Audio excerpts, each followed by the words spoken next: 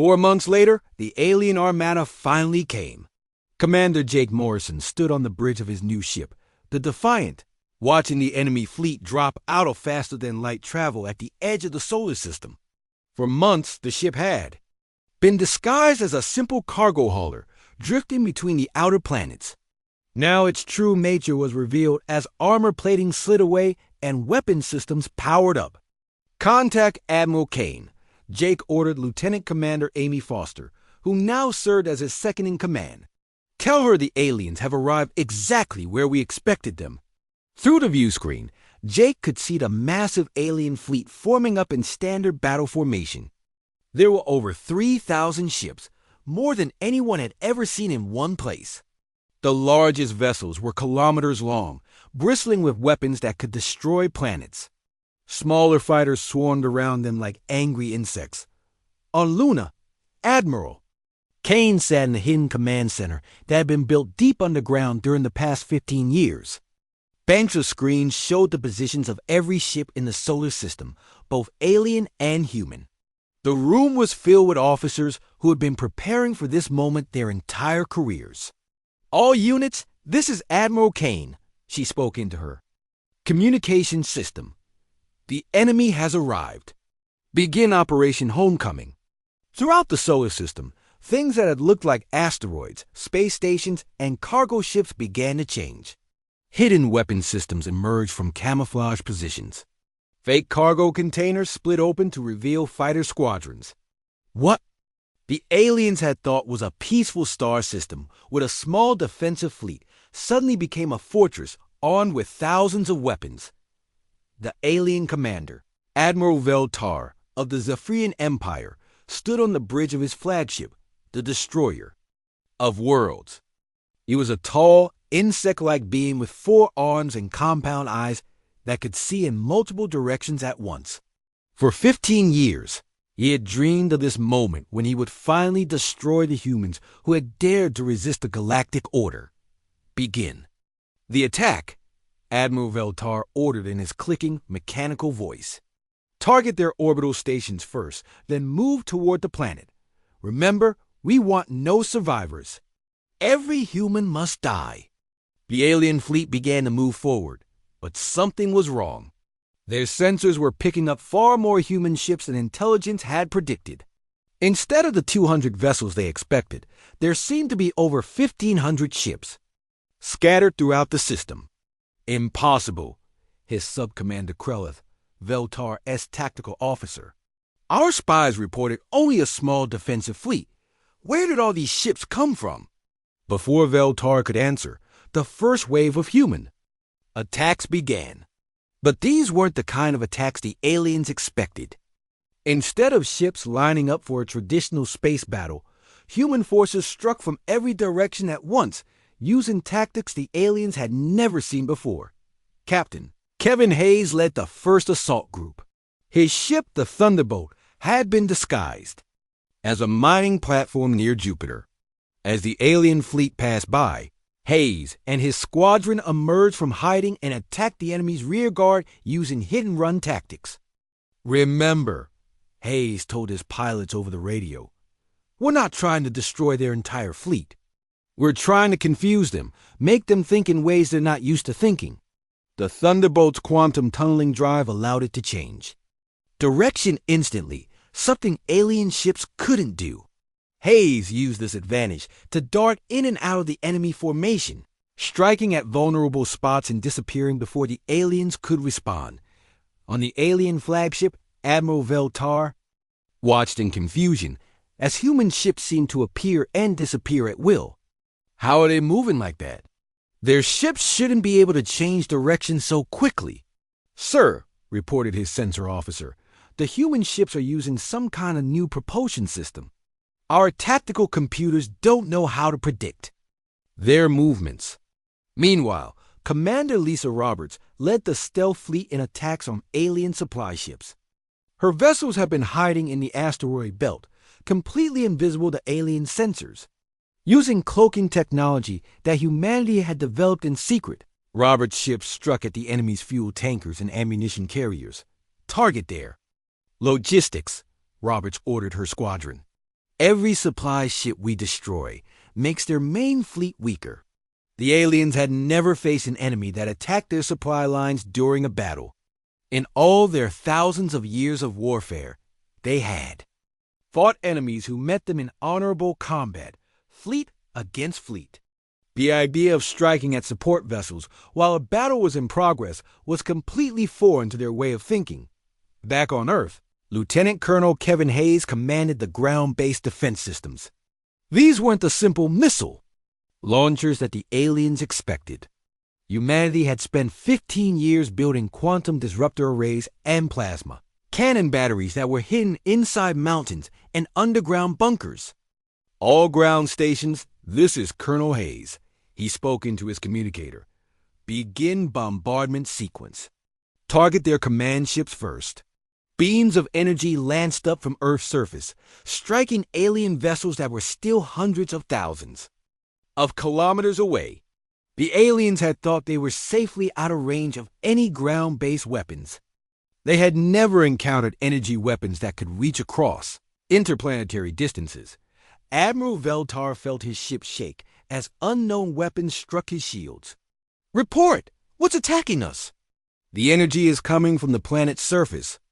"Sir," his tactical officer replied in confusion. "But that's impossible. No ground-based weapon should be able to reach us at this distance." "Sir," another officer added, "their weapons are doing something strange to our shields. The quantum field is becoming unstable." For the first time in his long military career, Admiral Veltar felt something he had never experienced before: uncertainty. The humans weren't fighting like any enemy he had ever encountered. Their tactics made no sense according to everything he had learned about warfare. Dr. Emma Blake's quantum disruptor arrays were working exactly as designed. From hidden positions throughout the solar system, the arrays sent out fields that interfered with the quantum bonds holding alien shields together. Within minutes, the shields on dozens of alien ships began to fail. "Shields down on multiple enemy vessels," reported Commander Amy Foster from the Defiant. "Our conventional weapons are now effective against their hulls." Jake Morrison smiled. As he watched alien ships struggle with shield failures they couldn't understand. "All units, begin Phase 2. Target their weapons systems and engines. We want to disable them, not destroy them." This was another aspect of human strategy that confused the aliens. In every war they had ever fought, the goal was complete destruction of the enemy. The idea of deliberately trying to capture rather than kill was alien to their thinking. Chief Engineer Maria Santos had positioned her ships near the outer planets, where they had been disguised as research stations. Now her squadron used their advanced engines to outmaneuver alien fighters that couldn't match their speed or agility. "Their fighters are designed for straightforward attacks," Maria reported to Admiral Kane. "They can't handle our evasive maneuvers. We're taking them out without losing a single ship." On the Lunar Command Center, Admiral Kane watched the battle unfold exactly as humanity had planned. The aliens were fighting the way they had always fought, using tactics that were thousands of years old. But humans were fighting in ways that no one in the galaxy had ever seen before. "Admiral," reported her tactical officer, "the enemy fleet is beginning to show signs of confusion. Their formation is breaking down." "Good," Kane replied. "Signal all units to begin Phase 3. It's time to show them what happens when you threaten to extinct the human race." Throughout the solar system, human ships that had been holding back now joined the battle. These were the newest vessels, equipped with weapons that made even the captured alien technology look primitive. Ships that could punch through alien armor like it was paper. Fighters that moved so fast they seemed to teleport from one position to another. Admiral Veltar watched his perfectly planned attack falling apart. His ships were being hit by weapons they couldn't defend against, attacked by tactics they couldn't counter, and confused by strategies they couldn't understand. "Sir," his communications officer reported, "we're receiving a transmission from the human fleet. They want to speak with you." "Put it through," Veltar ordered. Admiral Kane's face appeared on the alien view screen. "Admiral Veltar, This is Admiral Kane of the Terran Defense Force. I believe we need to talk. Human, Veltar hissed. You may have surprised us, but we still outnumber you 3-1. You cannot defeat our entire fleet. Admiral, Kane replied calmly, look around you. We've been fighting for 2 hours, and you've lost over 400. Ships, we've lost 12. At this rate, your fleet will be completely destroyed in 6 more hours. Veltar looked at his tactical displays and realized with horror that the human was right. His supposedly unstoppable armada was being systematically dismantled by an enemy that fought like no one he had ever encountered. This is impossible, he whispered. How did you become so powerful in only 15 years? 3 days later, Jake Morrison sat in a secure briefing room deep inside Earth Defense Command. The room was filled with the most important military leaders in human space. Admiral Kane stood at the front, beside a huge screen that showed detailed maps of alien territories. Jake had been promoted to commander and given command of a squadron of the new hidden warships. Amy Foster had been promoted to lieutenant commander and assigned as his intelligence officer. Colonel Steve Parker walked to the center of the room. Despite having lost his left arm during the war, he moved with the confidence of a man who had spent 15 years studying every aspect of warfare. His uniform was covered with medals from battles that most people had forgotten, and his gray eyes held the wisdom of someone who understood both victory and defeat. Ladies and gentlemen, Colonel Parker began, today we're going to discuss why humanity has always known that this peace wouldn't last. More importantly, we're going to talk about why we're going to win the war that's coming. He touched the control, and the screen changed to show historical data from hundreds of different alien civilizations. Over the past 15 years, we've studied every species in the galaxy. We've learned about their histories, their cultures, their ways of thinking. What we discovered is that most alien species follow very predictable patterns. Dr. Rachel Turner, the xenopsychologist, stood up from her seat. She was a calm woman with intelligent eyes who had spent her career studying how different species thought and behaved. The aliens have been the dominant force in the galaxy for over 10,000 years. During that time, they've conquered or destroyed hundreds of other species. But they've never encountered anything like humanity. She activated a holographic display that showed the structure of various alien societies. Look at the Zephyrians. For example, their society hasn't changed in 3,000 years. They have the same government structure, the same military tactics, the same technology base. They improve things slowly over time, but they never try completely new approaches. The same is true for the other 11 species in their alliance. Colonel Parker added, the Vorthan Empire has used the same battle formations for 2,000 years. The Calari Consortium has the same command structure they had when they first developed spaceflight. None of them know how to adapt quickly to new situations. Jake raised his hand. But Colonel, they did adapt during the First War. They developed new weapons to fight us. No, Commander, Parker replied with a slight smile. They improved their existing weapons. They made their laser cannons more powerful and their shields stronger. But they didn't develop fundamentally new ways of fighting. They just did the same things they'd always done, but better. Dr. Turner brought up another display, this one showing human history. Humans are different. We spent our entire history adapting to new challenges. When we faced the Ice Age, we didn't just wait for it to end. We developed new tools and new ways of living. When we ran out of land, we built ships and crossed the oceans. When we ran out of worlds to explore, we built spaceships and went to the stars. During the First War, Colonel Parker continued, the aliens noticed something that scared them. Every time they fought us, we learned something new. Every time they destroyed one of our ships, the next ship we built was better. Every time they developed a new weapon, we found a way to counter it within months. A new officer entered the room. Jake recognized Captain Kevin Hayes, a man in his 30s who had earned his reputation fighting in the outer colonies.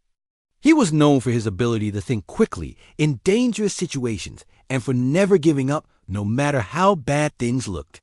Captain Hayes has been studying alien military doctrine for the past 10 years, Colonel Parker said. Kevin, tell them what you've learned. Captain Hayes walked to the front of the room. The aliens fight like they've always fought. They form up their fleets in standard battle formations. They attack in predictable patterns. They use the same tactics their ancestors used thousands of years ago, just with better technology. He brought up a tactical display showing alien fleet movements. Look at their battle plans for the upcoming attack. They're going to hit Earth with 3 massive fleets, approaching from different directions. It's the same strategy they used to conquer the Altarian Empire 200 years ago, and the same strategy they used against the Threx Confederation 500 years ago. But here's what they don't understand, Dr. Turner said, taking over the presentation. Humans don't just adapt to new technology. We adapt our entire way of thinking. When we encountered alien shields that could stop our missiles, we didn't just build bigger missiles. We developed completely new types of weapons that work on different principles. Jake was beginning to understand. So while they've been improving their existing weapons, we've been inventing entirely new ones. Exactly, Colonel Parker said. But it goes deeper than that. The aliens think in terms of overwhelming force. They believe that if you have bigger guns and more ships, you'll win the war. They've never encountered an enemy that fights the way humans fight. Dr. Turner activated another display that showed examples of human military history. Throughout our history, humans have won battles by being unpredictable. We use tactics that our enemies don't expect. We fight in ways that don't make sense according to traditional military doctrine. The aliens expect us to meet their fleets in open space battles, Captain Hayes added. They expect us to line up our ships and fight like gentlemen using traditional formations and predictable strategies.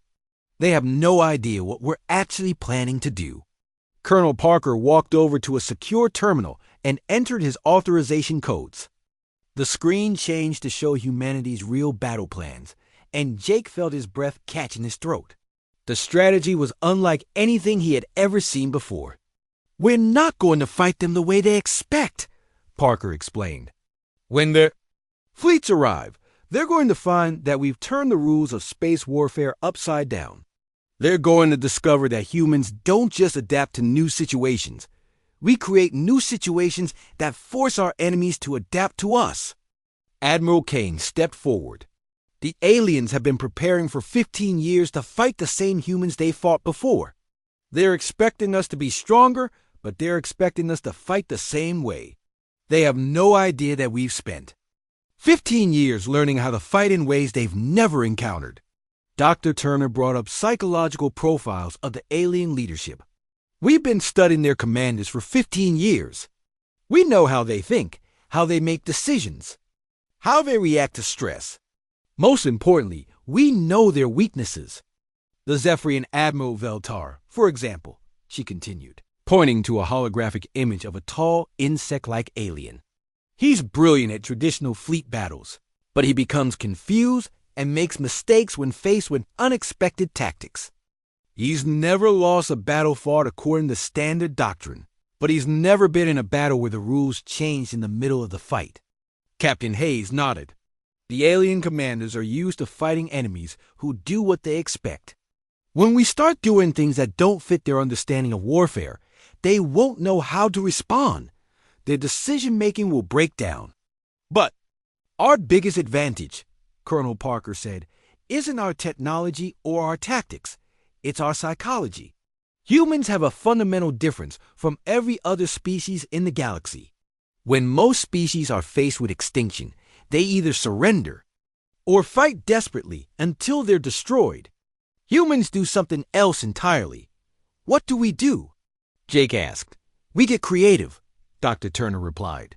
When humans are backed into a corner, when we're facing impossible odds, we don't just fight harder. We start thinking in ways we've never thought before. We come up with solutions that shouldn't work but do. We find ways to turn our weaknesses into strengths. Admiral Kane walked to the center of the room. The aliens think they're about to fight a cornered animal. They're expecting us to be dangerous because we're desperate. What they don't realize is that desperate humans aren't just dangerous. They're unpredictable in ways that no alien species can understand. Colonel Parker brought up the final display, showing the current positions of alien fleets as they prepare for their attack. In 4 months, 12 alien species are going to launch the largest military operation in galactic history. They're going to attack with overwhelming force, using strategies that have worked for them for thousands of years. And they're going to lose, Captain Hayes said with quiet confidence, because they're not fighting the species they think they're fighting. They're not fighting the humans from 15 years ago who barely knew how to build spaceships. They're fighting the humans who have had 15 years to figure out not just how to match alien technology, but how to think in ways that aliens can't predict. Dr. Turner smiled. The aliens have spent 15 years preparing to fight yesterday's humans. Meanwhile, we've been becoming tomorrow's humans. When they attack, they're going to discover that they're not just facing a more powerful enemy. They're facing an enemy that fights in ways they never imagined possible. Jake looked around the room at the faces of humanity's military leaders. These were people who had spent 15 years preparing for a war that... The next morning, Jake Morrison and Amy Foster stood in front of a massive steel door buried 3 kilometers underground. Admiral Kane had driven them through a series of tunnels that Jake didn't even know existed beneath Earth's surface. The tunnels were wide enough for trucks to drive through, and they stretched for kilometers in every direction. "This is Facility Omega," Admiral Kane said as she placed her hand on a scanner beside the door. "What you're about to see has been classified at the highest levels for 15 years. Only about 500 people in the entire human race know this place exists." The door opened with a deep rumbling sound, and Jake felt a rush of air from inside. The facility beyond was enormous, stretching as far as he could see. The ceiling was hundreds of meters high, supported by huge steel beams. The floor was covered with machinery, assembly lines, and construction equipment. Thousands of people in work uniforms moved around the facility, building things that Jake had never seen before. "Welcome to humanity's real defense industry, Admiral," Kane said with pride in her voice. God Commander Ryan Torres walked up to greet them. He was a big man in his 40s, with dark hair and strong arms covered in oil stains. Jake could see that he had been working with the machinery himself, not just giving orders from an office.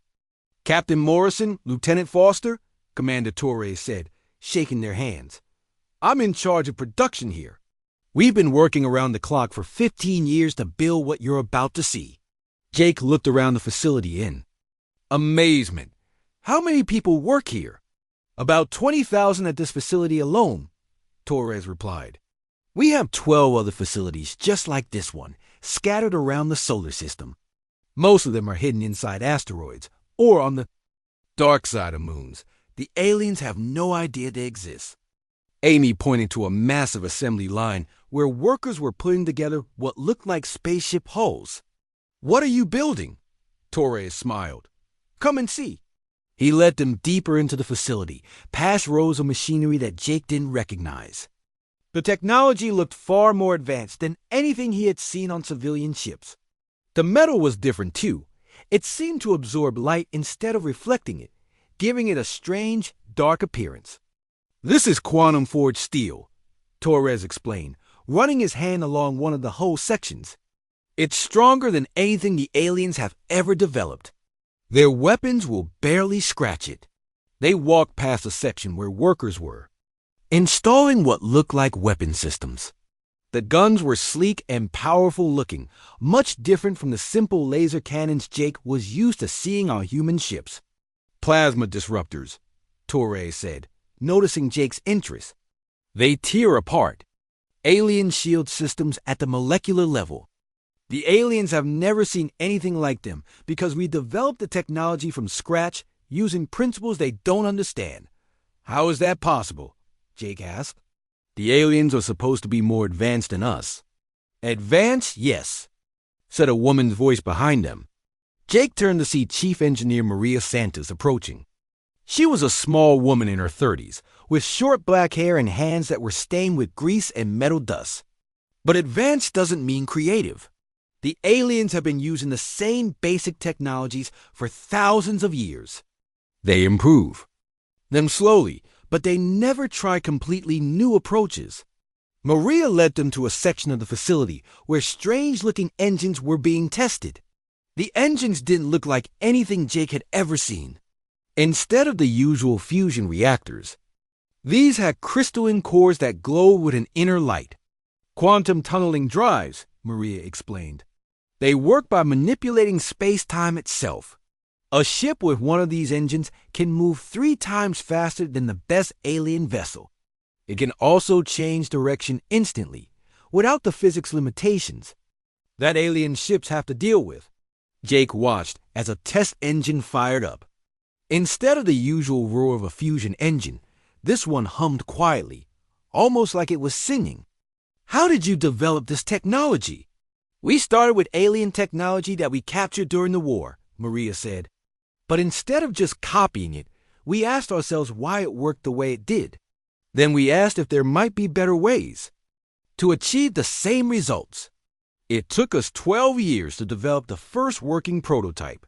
Dr. Emma Blake joined their group as they moved to another section. She was a woman in her 50s with gray hair and tired eyes that showed she had been working too hard for too long. Captain Morrison, I'm in charge of weapons development here. Would you like to see what we prepared for our alien friends? She led them to a testing chamber where a strange device was mounted on a platform. It looked like a cross between a telescope and a weapon, with multiple crystalline components that pulse with energy. This is a quantum disruptor array, Dr. Blake explained. It sends out a field that interferes with the quantum bonds that hold alien shields together. Once their shields are down, their hulls are vulnerable to conventional weapons. How effective is it? Amy asked. In our tests, it can disable the shields of an entire alien fleet in less than 30 seconds, Dr. Blake replied. The aliens have never encountered anything like it. Their shields are designed to stop energy weapons and physical projectiles, not quantum interference. Jake was starting to understand the scope of what humanity had been building. How many ships are we talking about? Commander Torres pulled out a tablet and showed them a holographic display. The image showed hundreds of ships in various stages of construction throughout the facility. This facility alone is producing 200 warships. When you multiply that by our 12 facilities, we're looking at over 2,000 ships. But that's not the most impressive part, Torres continued. Come and see this. He led them to a massive viewing window that looked out into space. Through the window, Jake could see what looked like a normal asteroid field. But as he watched, one of the asteroids began to change. Sections of its surface slid away, revealing the gleaming hull of a warship beneath. Camouflaged warships. Torres explained. We've been building them for 10 years, disguising them as asteroids, space stations, even cargo ships. The aliens have been looking right at them without knowing what they were seeing. Jake counted at least 50 asteroids in the field, and now he realized that every one of them was probably a hidden warship. How many do we have? In this system alone, about 300. Throughout human space, we have over 1,500. Ships ready to fight, with more being completed every day. Dr. Blake led them to another section where she showed them personal weapons and armor. It's not just about ships, Captain.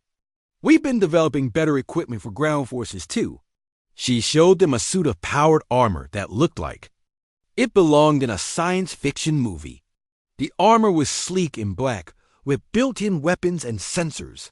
This armor makes a human soldier stronger than any alien infantry unit. It's powered by a miniature fusion reactor and protected by the same quantum-forged steel we use on our ships. How many people know about all this? Jake asked. The workers here know they're building weapons, but most of them don't know the full scope of the project, Admiral Kane explained. The engineers and scientists know more, but only a few dozen people know everything. We've been very careful about security." Torres nodded. "The aliens have been trying to spy on us for 15 years. They think they know what we're capable of because they see our public fleet, about 200 ships that we use for peacekeeping and exploration. They have no idea that we've been building a real navy in secret." Jake looked around the facility again, trying to process everything he had seen. "When will everything be ready?" "We've been ready for 2 years," Dr. Blake said. "We could have launched our counterattack any time we wanted, but we decided to wait. We wanted to let the aliens make the first move so that everyone in the galaxy would know who the real aggressor was. Plus," Maria added, "every extra month gave us time to build more ships and develop better weapons. The aliens think they're getting stronger during their preparation time, but we're getting stronger much faster."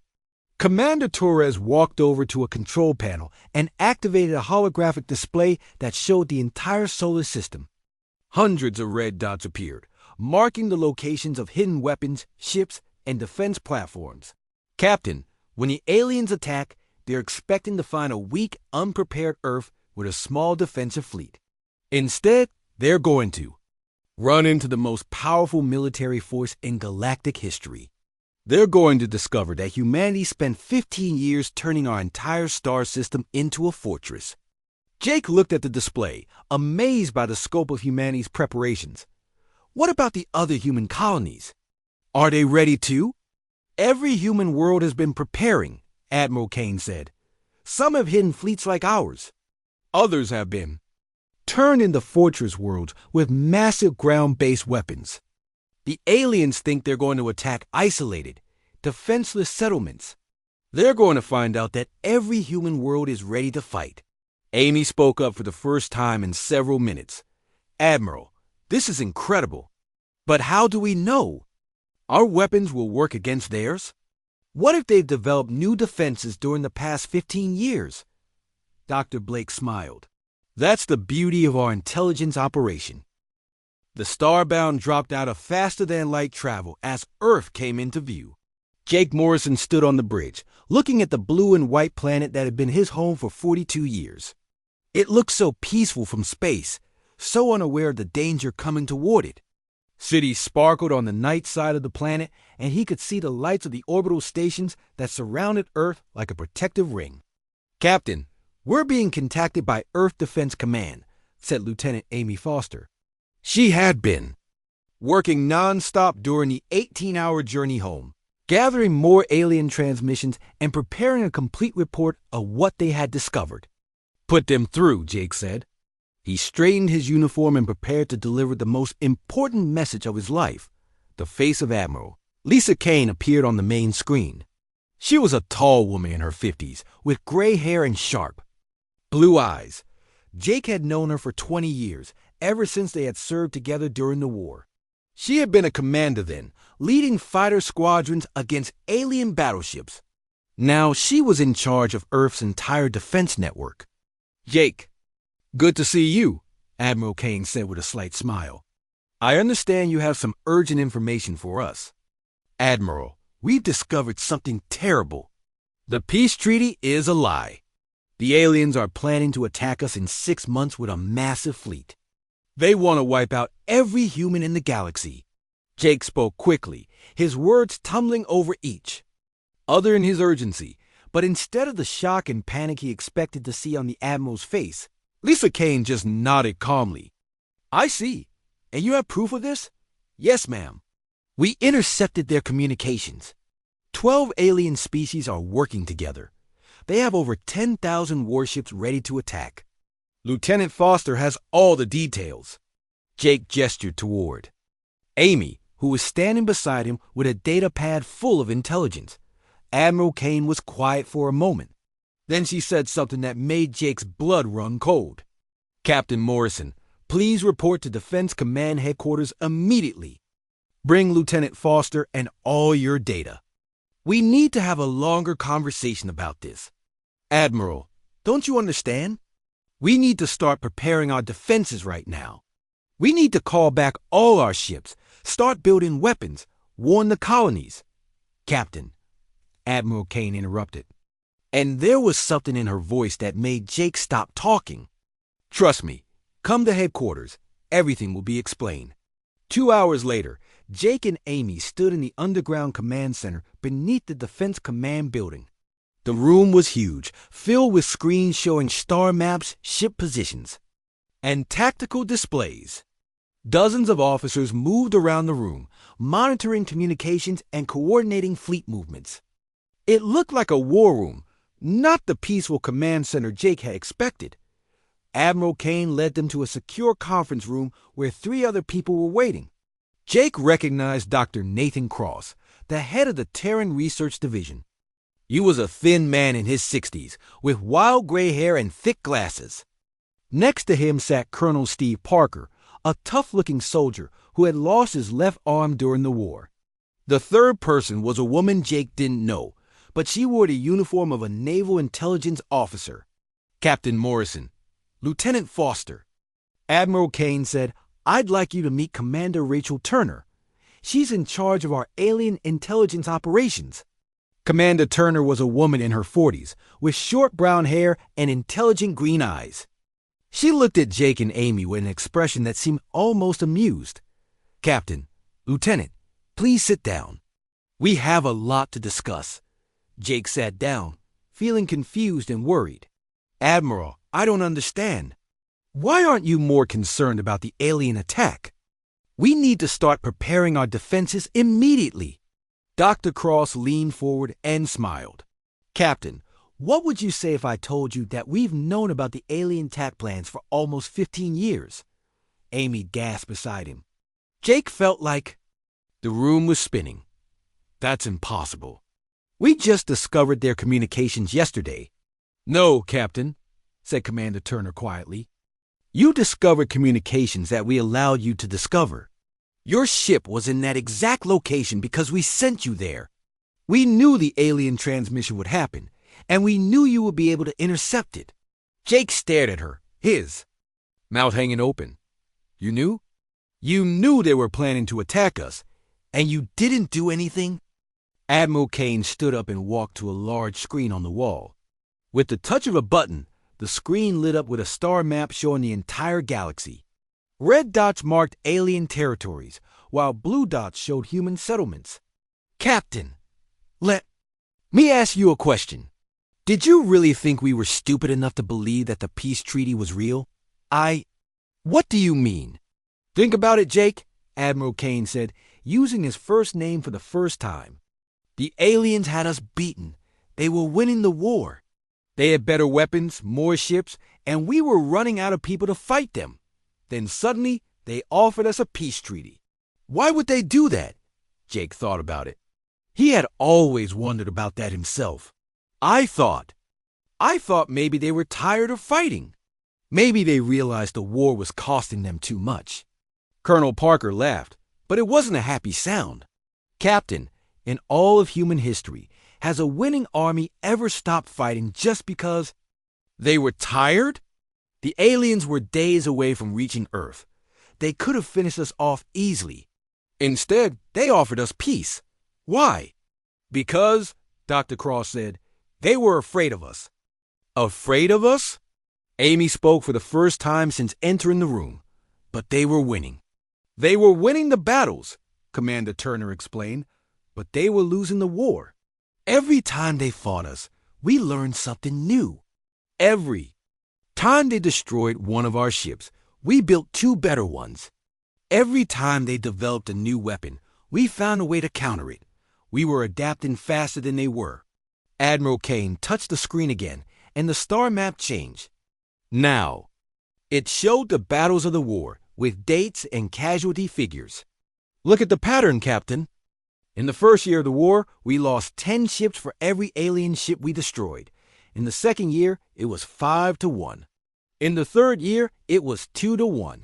We were closing the gap.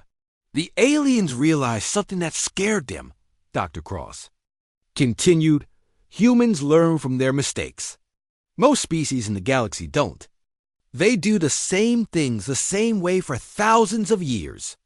But humans adapt. We change. we get better. Jake felt like he was seeing the war for the first time. So the peace treaty was their way of buying time, Admiral Kane finished. They thought if they gave us 15 years of peace, we would get soft. We would stop building weapons. We would forget how to fight. Then they could come back and finish us off when we were weak and unprepared.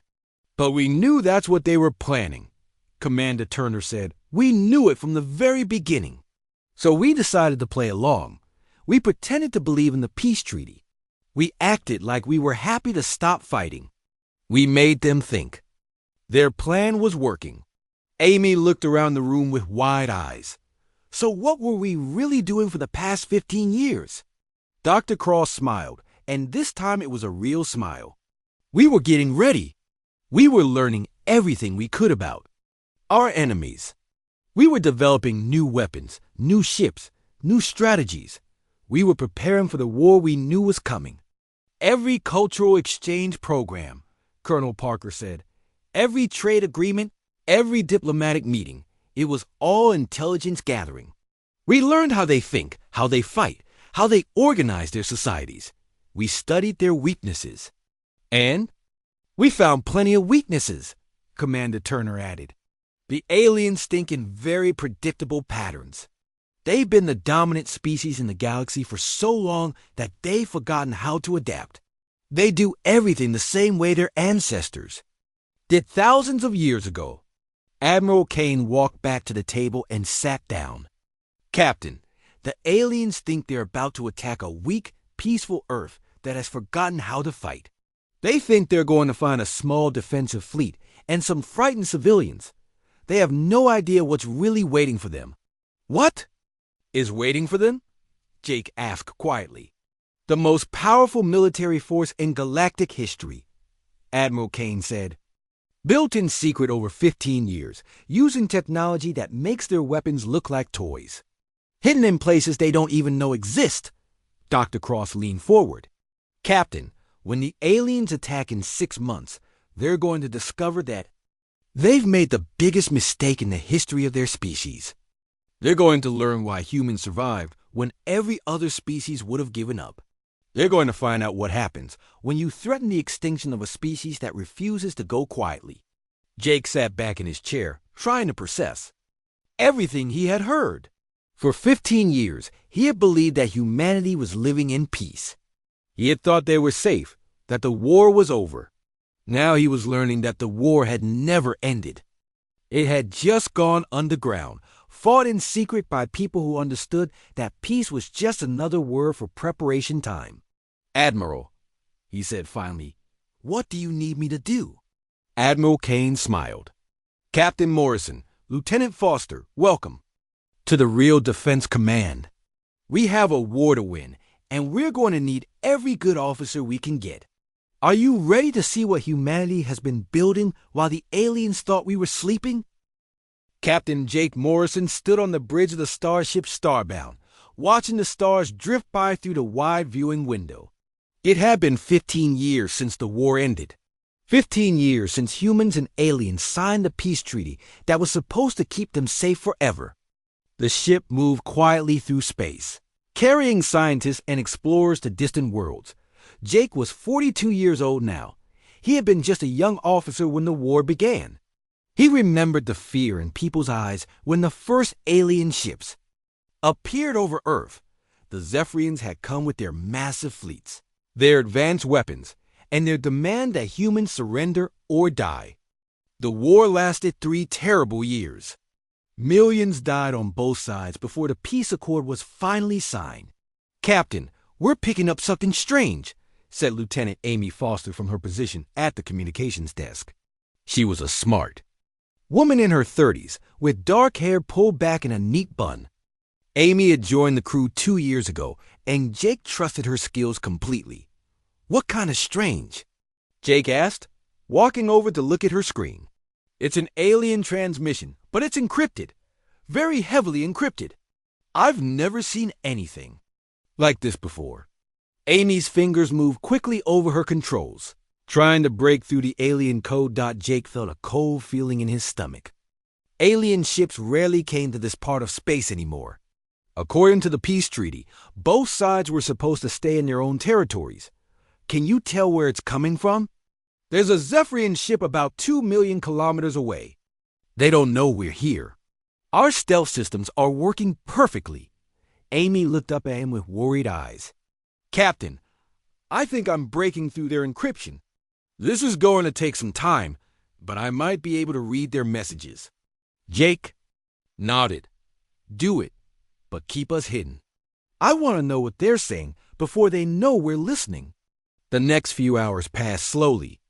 Jake walked around the bridge, trying to look calm while his mind raced with possibilities. The other crew members went about their duties, but he could see the tension in their faces. Everyone knew that finding an alien ship this far from there territory was not a good sign. Lieutenant Mike Chun, the ship's weapons officer, checked his systems twice. Ensign Lisa Parker, who handled the ship's sensors, kept scanning the area for more alien vessels. Chief Engineer Bob Taylor made sure the engines were ready in case they needed to run. The crew of 35 people all knew that something was wrong. Captain, I'm getting something, Amy called out. Her voice was tight with excitement and fear. The encryption is breaking down. I can read parts of their transmission now. Jake hurried back to her station. What are they saying? Amy's face went pale as she read the alien text on her screen. They're talking about attacking Earth. They're saying the peace treaty was just a trick. They've been building new weapons, bigger fleets. They're planning to finish what they started 15 years ago. The bridge went completely silent. Jake felt like someone had punched him in the chest. Are you sure? Could you be reading it wrong? I'm sure, Captain. Listen to this. Amy played the alien voices through the ship's speakers. Even though the words were in the Zephyrian language, her computer translated them into English. The humans still believe we honor the peace accord. They have grown soft and weak. Our new fleets are ready. In 6 months, we will strike every human world at once. This time, we will not stop until every last human is dead. Jake gripped the edge of Amy's desk so hard his knuckles turned white. How many ships are we talking about? Amy worked frantically at her computer. I'm picking up more transmissions now. Captain, this isn't just the Zephyrians. There are 12 different alien species involved. They've all been working together, building weapons and ships while pretending to be peaceful. 12 species? Jake could barely believe what he was hearing. That's almost the entire Galactic Council. They're calling it the final solution, Amy continued reading. They say humans are too dangerous to be allowed to exist. They're afraid we'll become too powerful if we're left alone. The peace treaty was meant to give them time to prepare for a war they could actually win. Jake walked to the center of the bridge, his mind racing. 15 years of peace. 15 years of rebuilding, of sending explorers to the stars, of believing that the war was truly over.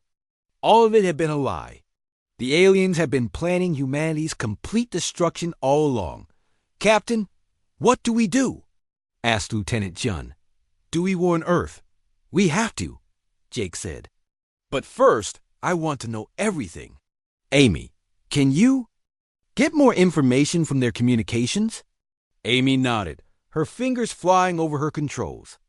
I'm downloading everything I can. Ship numbers, weapon specifications, attack plans. Captain, they have over 10,000 warships ready to attack. That's 3 times more than they had during the last war. Jake felt a chill run down his spine. During the first war, the aliens had nearly won with just their original fleet. Now they had 3 times as many ships, plus 15 years to develop. New weapons. Earth's small peacekeeping fleet will be destroyed in minutes. How long do we have? He asked. 6 months, Amy replied. They're waiting for their final preparations to be complete. Then they'll attack every human colony simultaneously. Earth, Mars, the outer settlements, everything. Jake made his decision. Set course for Earth, maximum speed. We need to get this information to the Defense Council immediately. Yes, sir, said the ship's pilot, Lieutenant Sarah Kim. Her hands moved quickly over her controls, and Jake felt the ship change direction. The stars outside the window began to move faster as the Starbound accelerated toward home dot as they traveled through space. Amy continued to intercept alien transmissions. Each message made the situation worse. The aliens had been watching human settlements, counting their defenses, planning their attacks down to the smallest detail. They knew exactly where every human ship was located, exactly how many people lived on each world. "Captain," Amy said quietly, "they're not just planning to defeat us. They're planning to wipe out every trace of humanity.